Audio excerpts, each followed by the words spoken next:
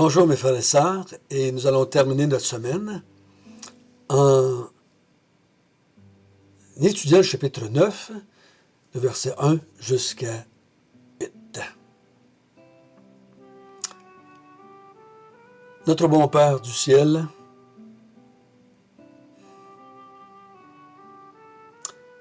nous avons terminé hier avec des choses sombres, on pourrait dire. La souffrance, le rejet, la mort, la honte, la perte d'une vie pour sauver un homme.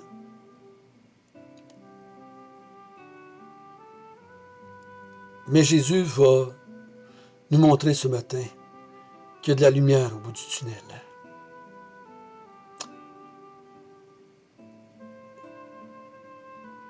Conduis-nous, montre-nous, ouvre nos yeux pour qu'on contemple la destinée du royaume de Dieu. Amen.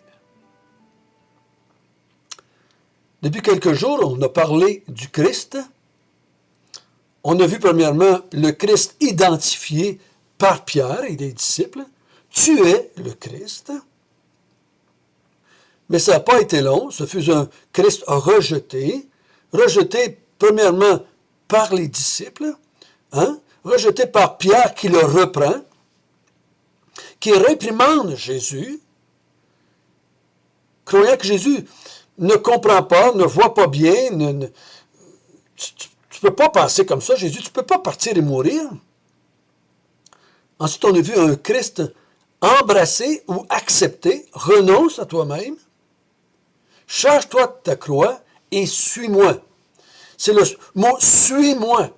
Là, il ne nous demande pas « suis-moi, je m'en vais au pays chaud ». Suis-moi, je m'en vais prendre des vacances dans un petit paradis fiscal. Suis-moi dans la prospérité et la santé. Non, mais suis-moi. Dans notre contexte, c'est suis-moi dans la souffrance, dans le rejet, dans la mort. Suis-moi. Perds ta vie. Comme moi, je vais perdre la mienne. Un Christ embrassé ou accepté. Et ce matin, nous allons voir un Christ glorifié. Jésus a terminé le texte qu'on a vu hier en disant qu'il va avoir honte de ceux qui ont eu honte de lui lorsqu'il va venir dans la gloire de son Père. On a vu ça au verset 38. Il viendra dans la gloire de son Père avec les saints anges. Donc, il dit, oui, c'est sombre. Oui, ça va se terminer drôlement, là. Ça ne sera pas comme vous pensez, là. Vous allez me voir rejeté par les anciens, fouetté, massacré, mis en croix, rejeté, enterré. Mais ça ne se termine pas là. Je vais revenir un jour dans la gloire de Dieu, dans la gloire de mon Père, avec les anges, pour juger le monde, pour condamner le monde qui a eu honte de moi. Mais moi, je reviens dans la gloire de mon Père.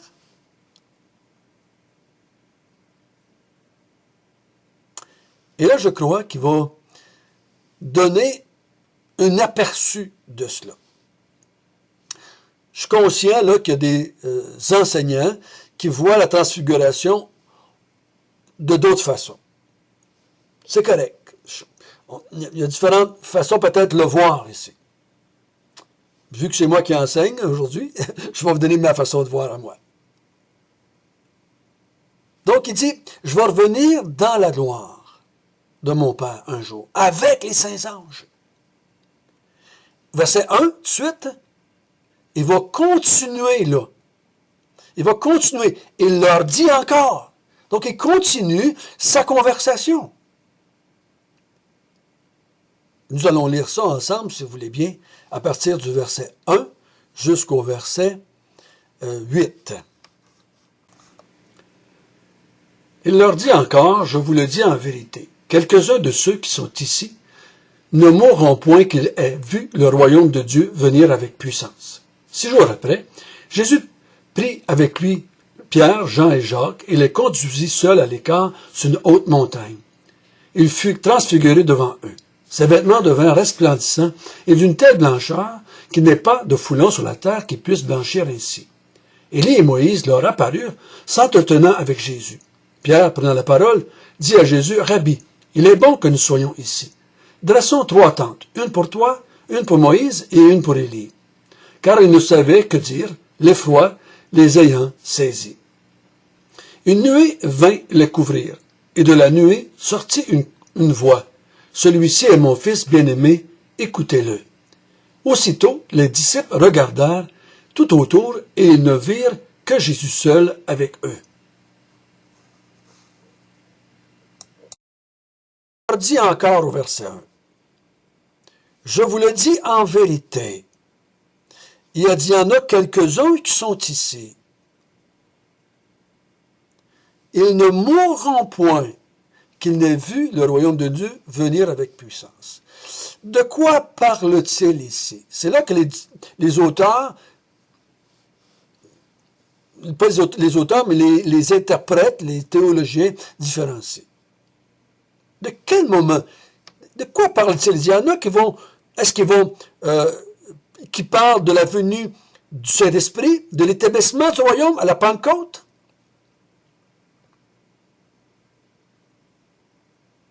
Il ne peut pas parler du retour du Seigneur, le nouveau ciel, nouvelle terre, hein? Parce que tous ceux qui croient vont être là, vont le voir, je vais être là, je vais le voir. Mais là, il parle de quelques-uns qui sont ici. Donc, s'il parle de la venue du royaume, ben, je me dis, il s'adresse à tous les disciples, ceux qui croient en lui, en majorité, qui sont là. Ce n'est pas juste quelques-uns.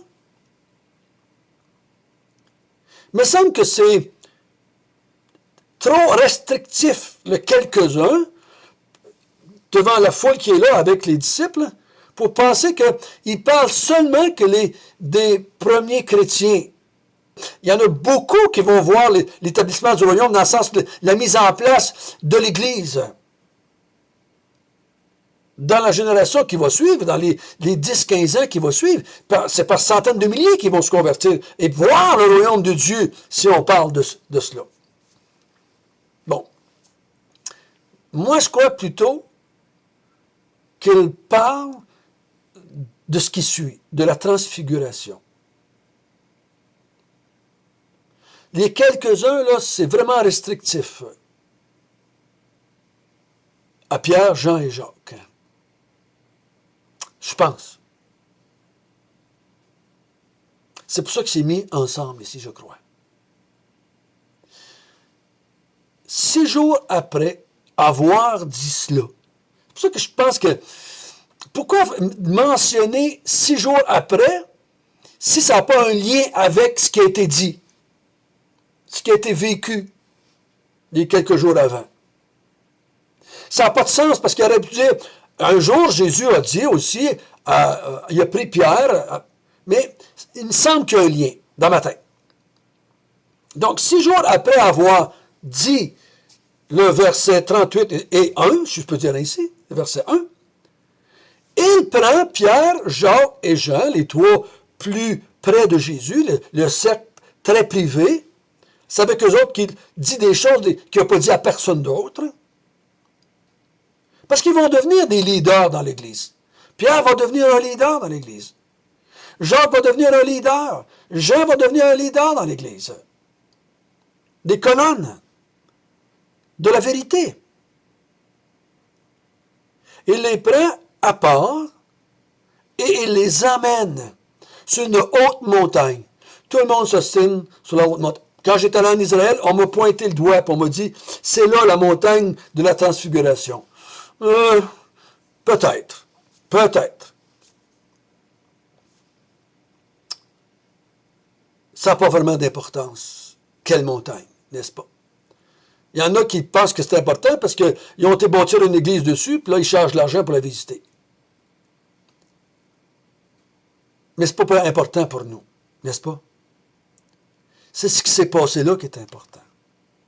Et pendant qu'il était sur la montagne avec Pierre, Jean et Jacques, il fut transfiguré devant eux. Son apparence physique a changé. Figure, hein? Transfiguré, ça l'a changé. Ses vêtements sont devenus resplendissants, d'une telle blancheur qu'il n'est pas possible, pas imaginable de penser que la meilleure laveuse métal au monde pourrait laver pour qu'ils deviennent aussi blancs. Il est impossible que le meilleur savon puisse laver une robe, l'amener à être si blanche. C'est impossible. Il fut changé. Son apparence physique a changé. Sa figure, ses yeux, ses cheveux, il a changé. Et son apparence, ses vêtements ont changé. Il est devenu un Christ resplendissant. Resplendissant. Une vision céleste. Il voit Christ dans toute sa puissance. Ils veulent, parce que le royaume de Dieu qui va venir avec puissance, c'est Christ qui vient avec puissance. C'est pour ça qu'il va venir avec ses saints anges-là. C'est lui qui vient établir le royaume à la fin des temps. C'est lui qui vient détruire l'ennemi et établir son royaume. C'est lui qui va venir avec puissance. Et il leur donne parce que cette vision-là, c'est de transfigurer avec des vêtements blancs. Moi, personnellement, quand je lis l'Apocalypse, qu'est-ce que je vois? Un Jésus transfiguré avec des vêtements blancs, qui vient, et avec ses saints anges aussi. Donc, la puissance du royaume se voit en Christ. Et là, il voit Moïse avec Élie, qui parle avec Jésus. Imaginez-vous, là, vous êtes Pierre, Jean et Jacques, et vous voyez ça. Cet être tellement brillant, tellement resplendissant. Et tu as Élie et Moïse qui se parlent. C'est une apparition grandiose, fantastique, merveilleuse. Je ne pas le texte, resplendissante.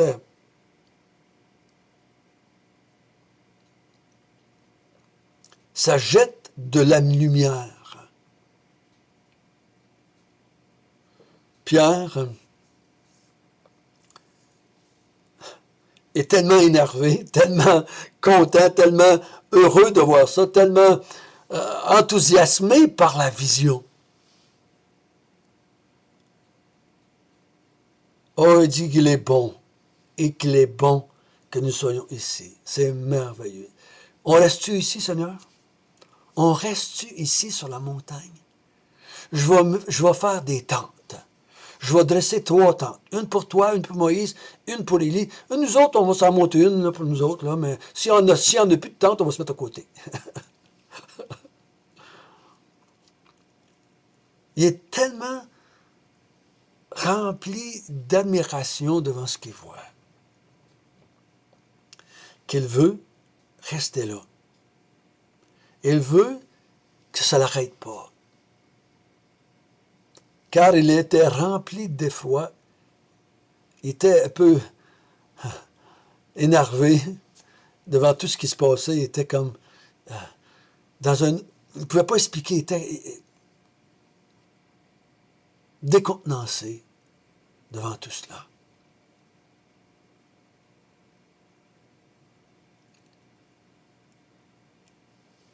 Et là, il voit une nuée qui descend, une espèce de nuage, qui vient et recouvre les 3. Moïse, Élie et Jésus. Il les recouvre les 3. Et il entend une voix. C'est la présence de Dieu. Hein? Dieu était présent sur une nuée dans le désert, au-dessus du centre d'assignation.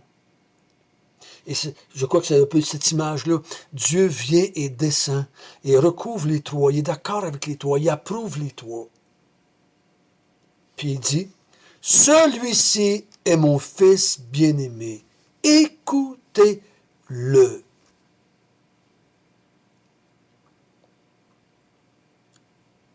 Est-ce qu'il dit ça à Moïse puis à Élie? Ou s'il dit ça à Pierre, puis à Jean, puis à Jacques?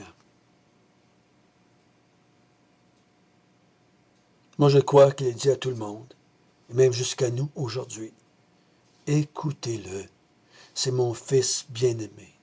Je viens de vous le montrer dans toute sa gloire. Je viens de vous d'enlever ce côté humain qui vous fait penser que peut-être qu'il se trompe, peut-être qu'il est digne de réprimande comme Pierre a fait.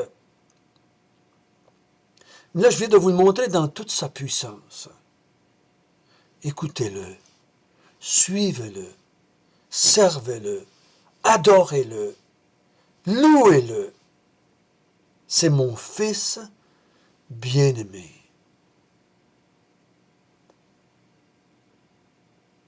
Qui est aussi Dieu comme moi, parce que mon Fils est un être divin. Frères et sœurs, ça finit bien la semaine. Si on avait arrêté avec « je vais mourir, je vais souffrir, je vais être rejeté », l'incompréhension des disciples. Mais ici, je crois que c'est la plus belle chose pour nous encourager à le suivre, à accepter de renoncer à soi-même, à accepter de se charger de notre croix, à accepter de perdre notre vie, afin de pouvoir être nous aussi un jour ressuscités d'entre les morts et de vivre dans ce royaume avec Jésus-Christ. Parce que je crois personnellement que ceux qui vont le suivre ici-bas vont le voir comme les disciples l'ont vu sur cette montagne, resplendissant de gloire dans les nouveaux cieux et nouvelles terres. Notre Père du ciel, quelle belle vision! Quel encouragement pour les disciples et pour nous jusqu'à aujourd'hui. Un Jésus glorifié, un Jésus tout-puissant, un Jésus exalté par Moïse, par Élie, et encore bien plus par Dieu, notre Père. Glorifie-toi en nous et par nous.